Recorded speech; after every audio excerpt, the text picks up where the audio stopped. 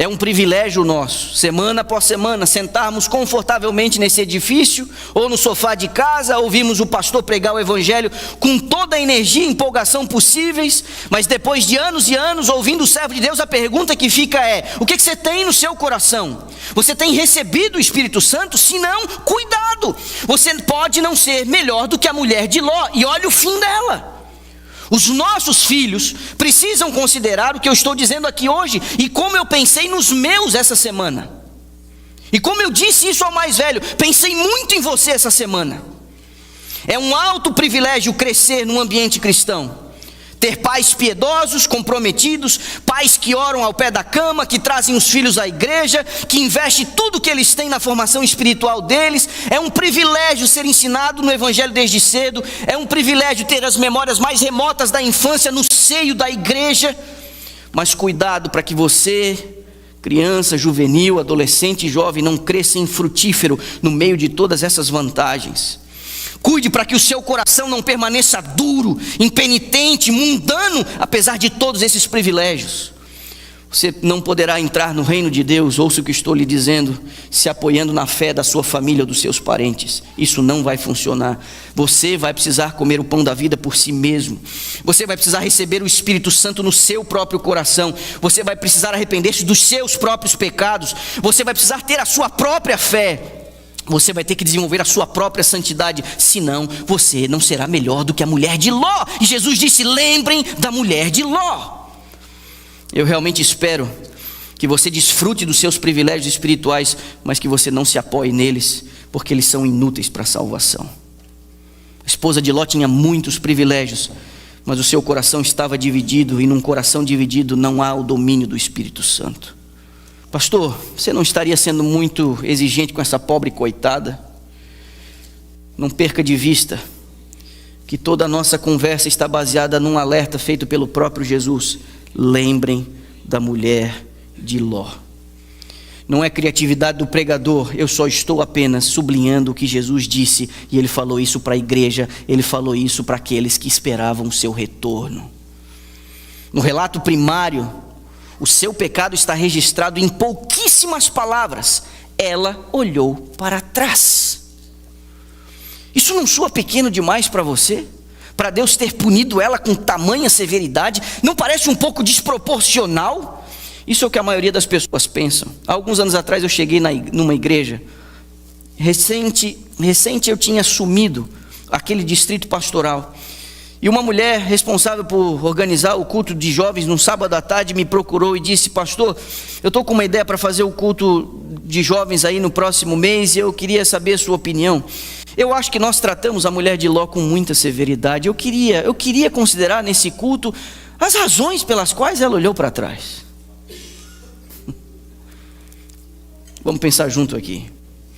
Há muito mais nessa olhadinha para trás do que normalmente a gente capta a princípio. Aquele foi um pequeno olhar, mas revelou o verdadeiro caráter daquela mulher. Pequenas coisas frequentemente demonstram o estado da mente das pessoas. Pequeninas coisas, isso não é nada.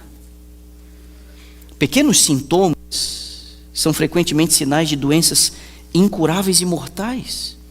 O fruto que a Eva comeu no jardim foi uma pequena coisa, mas aquilo foi suficiente para ela perder a sua inocência. O seu estado se tornou um estado pecaminoso. Uma rachadura num arco de uma ponte prova que a sua fundação tem a sua estrutura comprometida. Aquele foi um pequeno olhar, mas também revelou a desobediência da mulher de Ló. A ordem do anjo foi específica e inconfundível, como foi a ordem de Deus ao casal no jardim: comam de tudo, mas daquele ali nem cheguem perto, não comam daquele fruto. A ordem do anjo foi simples: corram naquela direção e não olhem para trás. Tem coisa mais simples e mais clara do que essa? Mas o verso 17 do capítulo 19 que lemos, a mulher se recusou a obedecer a ordem e ela volta para trás, numa atitude de rebeldia. A Bíblia diz que é melhor obedecer do que sacrificar, de que a rebelião é pior do que a feitiçaria. Quando Deus fala claramente por sua palavra, o nosso dever é claro: obedeça. Por isso Jesus disse: lembrem da mulher de Ló. Aquele foi um pequeno olhar, mas demonstrou uma descrença orgulhosa dela. Ela parecia duvidar que Deus realmente iria destruir Sodoma. Ela parecia não acreditar que havia qualquer perigo ou necessidade de fugir rapidamente. No momento que alguém começa a pensar que sabe melhor do que Deus, não levando ele a sério diante de um alerta ou de uma advertência, esse alguém está em perigo. É muito exagero. Seja mais flexível. Não é tão bem assim. Mas pode ser qualquer dia, não precisa ser esse dia. Pode ser qualquer coisa, não precisa ser essa coisa. Pode ser isso aqui, não precisa ser exatamente aquilo ali. Muito cuidado, esse tipo de racionalização leva a pessoa a um caminho da ruína. Quando nós não entendemos o modo de Deus de agir, a melhor coisa de a gente fazer é se calar e confiar. Não discute com a soberania e com a sabedoria infinitas. Aquele foi um pequeno olhar, mas revelou o amor mundano da esposa de Ló. O seu coração estava em Sodoma. Embora o seu corpo estivesse do lado de fora, ela lamentou que uma vida inteira de esforço e trabalho havia sido jogada para trás e sendo condenada à destruição.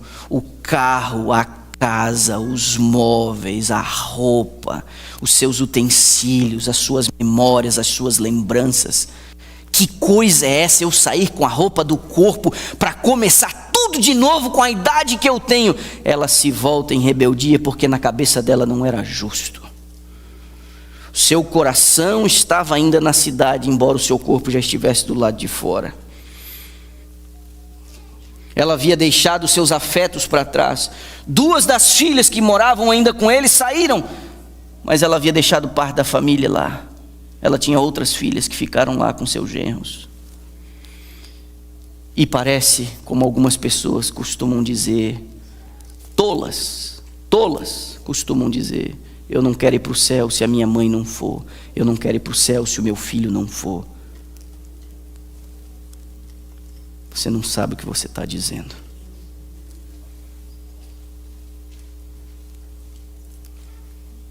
Seu olhar se volta para o lugar onde estava o tesouro dela. Enquanto a bússola apontava numa direção, ela se volta para onde estavam os seus afetos. Esse foi o ponto culminante do pecado dela. A Bíblia diz: a amizade do mundo é inimizade com Deus, Tiago 4:4. Se alguém ama o mundo, o amor do Pai não está nele, 1 João capítulo 2, verso 15. E eu quero chamar a sua atenção de forma especial para esse ponto, porque pode ser justamente aqui que o Senhor Jesus particularmente pretende direcionar as nossas mentes. O caso dessa mulher é um alerta do perigo em olhar para o mundo. A sua religião pode ser boa e crível, mas ela nunca desistiu do mundo. Ela parecia estar no caminho seguro, ao mesmo tempo em que os pensamentos mais baixos e profundos do seu coração eram para o mundo.